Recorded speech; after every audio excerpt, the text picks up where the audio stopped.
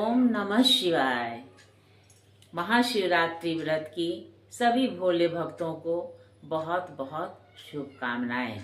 भगवान भोले सबका कल्याण करें।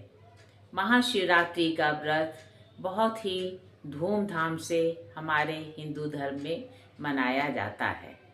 यूँ तो मासिक शिवरात्रि भी आती है, किंतु फाल्गुन मास के कृष्ण पक्ष में पड़ने वाली महाशिवरात्रि का विशेष महत्व है।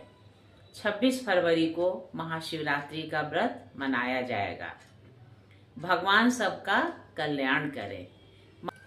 महाशिवरात्रि का व्रत भगवान शिव की कृपा पाने के लिए किया जाता है। यह व्रत भक्ति और आत्म संयम का प्रतीक है।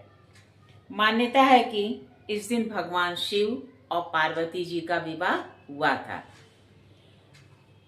पार्वती जी ने भोलेनाथ को प्राप्त करने के लिए तपस्या की थी। अपने घर को त्याग कर एक गुफा में उन्होंने 3000 वर्षों तक कठोर साधना की थी। उनके तपस्या से अंत में भोलेनाथ प्रसन्न होकर प्रकट हो गए और उन्हें अपने जीवन संगिनी के रूप में स्वीकार किया।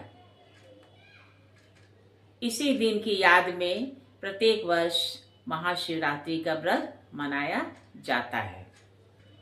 हिंदू पंचांग के अनुसार फाल्गुन मास की कृष्ण पक्ष की चतुर्थी तिथि की शुरुआत बुधवार 26 फरवरी की सुबह 11:08 पर हो रही है।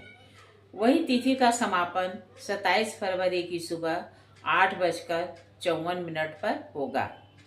महाशिवरात्रि की पूजा रात्रि में की जाती है, इसलिए महाशिवरात्रि का व्रत 26 फरवरी को ही किया जाएगा।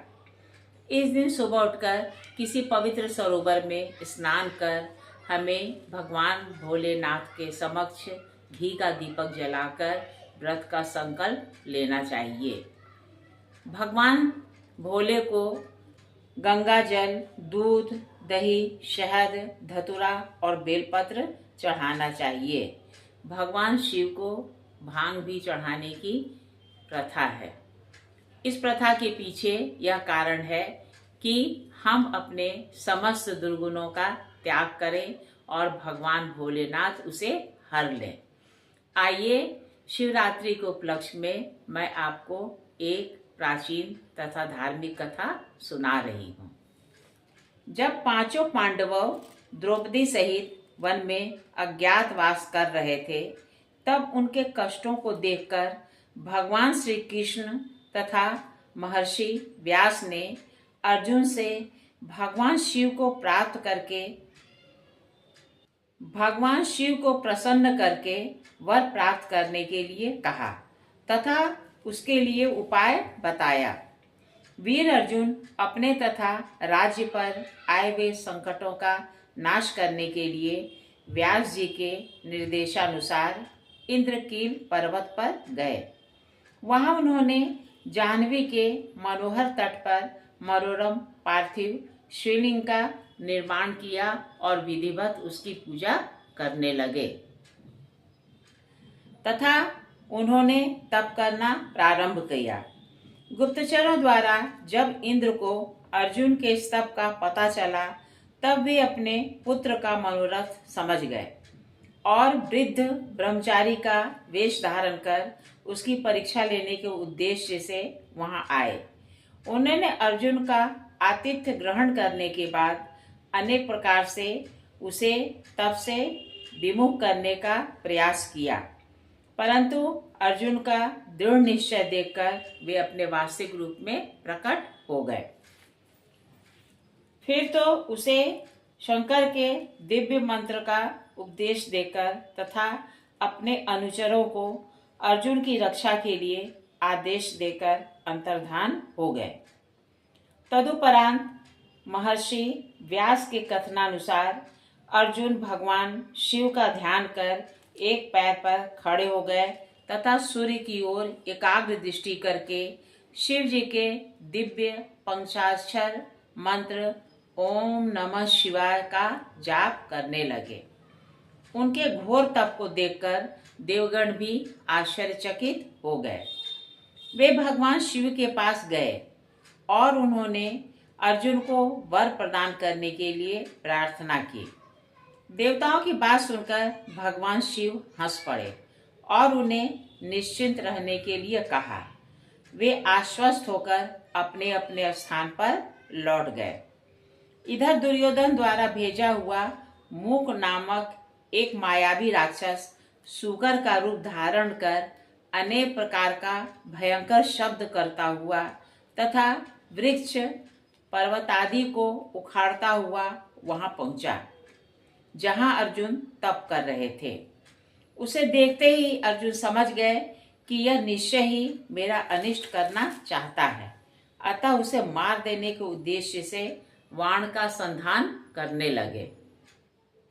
उसी समय भक्त वत्सल सर्वज्ञ शिव अर्जुन की रक्षा करने तथा उनकी परीक्षा लेने के उद्देश्य से अपने गणों सहित भील का वेश धारण कर वहां उपस्थित हुए। वह भील समूह मुंह से विविध शब्दों का घोष कर रहा था। इधर सूकर ने भी भयंकर घोष किया। अर्जुन उस भील राज के शब्द को सुनकर मन ही मन शंका करने लगे कि कहीं ये किरात वेशधारी भगवान शिव तो नहीं है। इस प्रकार वे सोच विचार कर ही रहे थे, तब तक वह सूकर वहां आ गया और भील राज तथा अर्जुन दोनों ने उसे मारने के उद्देश्य से एक साथ बाण छोड़ा।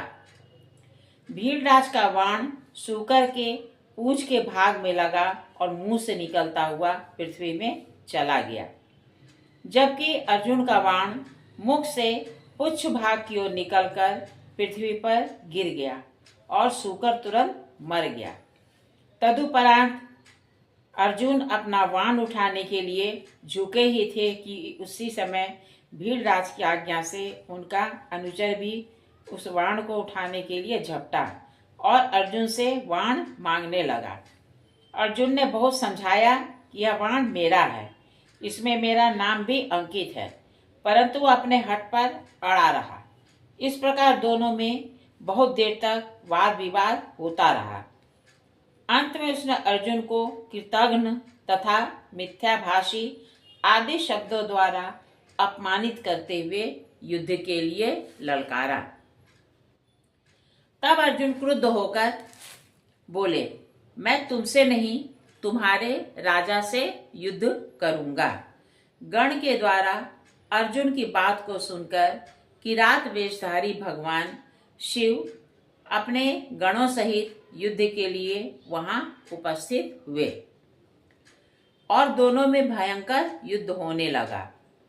अर्जुन के बाणों के आघात से घबराकर शिवगण चारों दिशाओं में भागने लगे। किरात राज ने अर्जुन के कवच तथा सभी बाणों को नष्ट कर दिया। तब अर्जुन भगवान शिव का स्मरण कर उस किरात का पैर पकड़कर उसे घुमाने लगे। उसी समय भगवान शंकर ने अपना परम सुंदर वास्तविक रूप प्रकट किया, जिसे देखकर अर्जुन अवाक हो गए तथा लज्जित होकर पश्चाताप प्रकट करने लगे। वे शिव जी को प्रणाम करके स्तुति करने लगे। तब शिव जी ने अनेक प्रकार से आश्वस्त करते हुए कहा, मैं तुम पर प्रसन्न हूँ, वर मांगो। किंतु अर्जुन भक्ति भाव से पूर्ण हो अनेक प्रकार से उनकी स्तुति करते हुए बारंबार प्रणाम करने लगे। भगवान शिव हंसकर पुनः बोले, मैं तुम पर अत्यधिक प्रसन्न हूँ, तो तुम्हें अभीष्ट वर चाहिए वह बताओ। अर्जुन ने कहा, नाथ, मेरे ऊपर जो शत्रुओं के संकट थे वे तो आपके दर्शन मात्र से ही नष्ट हो गए, अतः जिससे मेरी इलोक की प्रसिद्धि हो ऐसी कृपा करें। तब भगवान शिव ने अपना अजय पाशुपत अस्त्र अर्जुन को दिया और कहा, वत्स, इस अस्त्र से तुम सदा अजय रहोगे। आओ विजय प्राप्त करो। मैं श्री कृष्ण से भी तुम्हारी सहायता के लिए कहूँगा। इस प्रकार भगवान शिव अर्जुन को आशीर्वाद देकर अंतर्धान हो गए और अर्जुन प्रसन्नचित्त हो अपने बांधवों के पास लौट आए। ये दर्शकों, मेरे द्वारा कही गई यह प्राचीन धार्मिक कथा आपको कैसी लगी? अगर अच्छी लगी हो तो कृपया इसे लाइक और सब्सक्राइब कीजिएगा। साथ ही अपनी टिप्पणियां भी भेजिएगा। मुझे आपकी टिप्पणियों का बहुत ही इंतज़ार रहता है। नमस्कार।